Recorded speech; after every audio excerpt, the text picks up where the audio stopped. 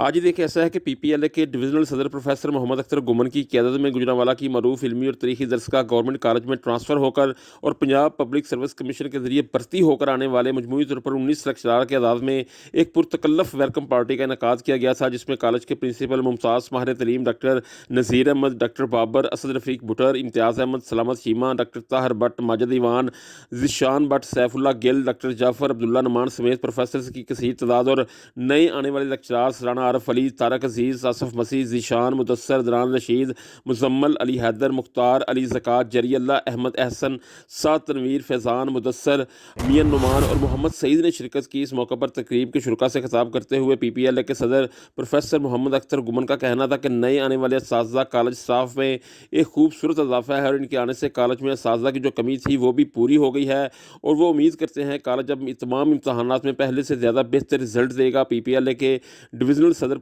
मोहम्मद अख्तर गुमन का मजीद कहना था कि इनकी तंजीम इत्तेहाद असातिज़ा ने कॉलेज प्रिंसिपल और इंतज़ामिया के शाना बशाना काम करते हुए कॉलेज के तदरीसी माहौल को बेहतर से बेहतरीन बनाने के लिए कोई कसर ना उठा रखी है। तकरीब के इख्तिताम पर तमाम मेहमानों को यादगारी शीट्स भी दी गई और इनकी पुरतकल्लफ खाने से तवाज़े भी की गई।